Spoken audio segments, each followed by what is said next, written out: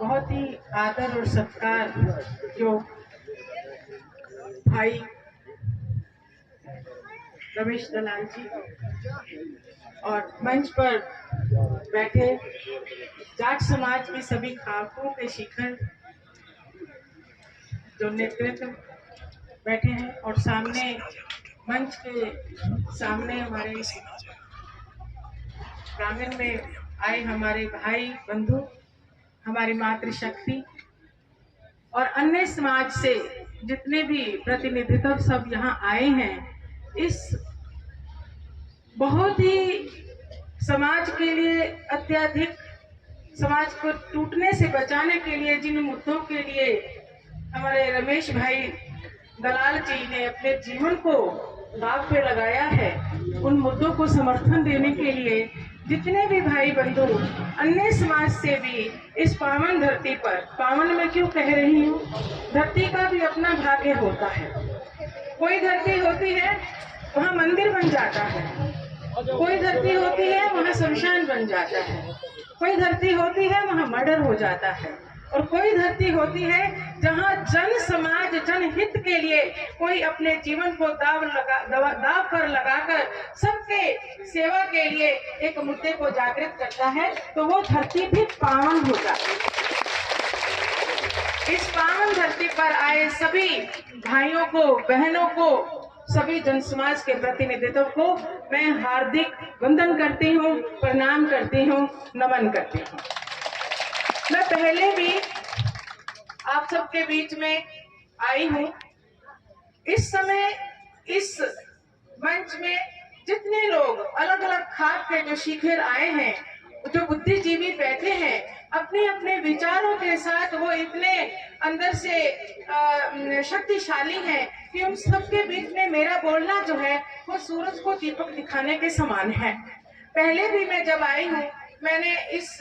सभा के बीच में अपने विचार रखे, लेकिन आज मैं जिस सोच के साथ आई हूँ मुझे लगता है कि आप मुझे सहमति देंगे। ऐसे योद्धा जिन जातियों में पैदा होते हैं, वो जातियां, वो कौम जो होती हैं बड़ी किस्मत वाली होती हैं, और जिन कौम के बीच में भाई रमेश दलाल जैसे योद्धा मैं क्यों कह रही हूँ, योद्धा सिर्फ वही नहीं होता है जो अपने कहीं बंदूक, ये भी अपने विचारों की जो एक लड़ाई है, अपने हक के लिए इन्होंने बंदूक नहीं चलाई, इन्होंने अपने जान की बाजी लगाई है। ये बंदूक से भी बड़ी ताकत है। लेकिन अगर कोई व्यक्ति, उनका अपना कोई इंडिविजुअल व्यक्तिगत कारण नहीं है, वो एक बहुत ही, आप सब मेरे से ज्यादा परिचित हैं कि वो एक बहुत ही अच्छे समृद्ध परिवार से हैं, उनके बच्चे सेटल्ड हैं, लेकिन उन्होंने अपने बच्चों से, व्यक्तिगत परिवार से ऊपर उठकर सारे समाज की सोच को ध्यान में रखते हुए इस मुद्दे पर उन्होंने इस आंदोलन को खड़ा किया है, और आप सबने इसमें साथ दिया है, इसीलिए आप सब हृदय से बधाई के पात्र हैं। लेकिन आज जिस मोड़ पे हम खड़े हैं, यहाँ एक चिंतन का विषय है। अगर कोई हमें ये कहे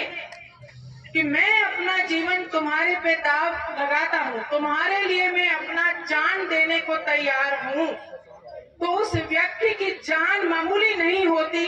वो बहुत मूल्यवान होती है, और उस व्यक्ति की जान जो होती है उसको बचाना हम सब का दायित्व हो जाता है। और ऐसे व्यक्ति जो होते हैं वो समाज से, इस धरती पर जब परमात्मा से समाज की सेवा के लिए जब धरती पर अवतरित होते हैं, तो उनकी जान उनकी व्यक्तिगत नहीं होती है, वो पूरे समाज की होती है, वो पूरे समाज के हैं, पूरे जाट समाज के तो हैं ही, लेकिन जिन और जातियों को इससे भी हटकर मैं कहूँ तो वो इस तरह का व्यक्ति जो होता है वो मानव कल्याण के लिए काम करता है। आज ये होता है तो कल कोई और होगा, इस तरह का दृढ़ निश्चय, इस तरह का लगन वाला व्यक्ति, इस तरह से मुद्दे को जनहित के लिए बात करने वाले व्यक्ति रोज रोज पैदा नहीं होते हैं, ये युग पुरुष होते हैं। और ऐसे युग पुरुष के लिए, इस युग पुरुष इसके लिए हम चाहेंगे कि ये जिस मुद्दे पे, जैसे कि ये आरक्षण का मुद्दा बहुत ही बड़ा मुद्दा है, कि अगर जब बाकी समकक्ष जो जातियां हैं उनको जो हक मिला है तो ये इस जाति को भी ये हक मिलना चाहिए। ये आपका हक बनता है और हक के लिए लड़ाई जो है वो लड़ रहे हैं। लेकिन इस समय जो स्थिति है, चाहे हम इसको सिनेरियो देख रहे हैं कि इलेक्शन का टाइम है और आगे जो भी टाइम आ रहा है, तो उस समय में आंदोलन को खत्म नहीं करने की बात हो रही है, आंदोलन जारी रखना है। लेकिन समय की मांग के साथ अगर हमें आज लगता है, क्योंकि आप लोगों का भी अब इलेक्शन, हर व्यक्ति किसी न किसी पार्टी से जुड़ा हुआ है और सब लोगों को अपने अपने काम पे भी निकलना है, तो मेरा तो ये निवेदन है आप सबकी तरफ से, सब खास शिक्षकों की तरफ से भी, मैं आपकी बहन होने के नाते मैं आपको भी निवेदन करती हूँ कि आप अपने इस आंदोलन को जारी रखिए। लेकिन ये जो मरण अनशन है जिसमें जीवन को खतरा है, उस खतरे से, आपका जीवन सबका जीवन है, तो सबके जीवन को ध्यान में रखते हुए आप सबकी आवाज है, आप सबकी आवाज है, आप सबकी शक्ति है, आप सबकी शक्ति है, तो सब आपकी शक्ति है। आप सब शक्तियों के माध्यम से या सब शक्तियों की ओर से मैं आपको निवेदन करती हूँ कि एक बार इस अनशन को,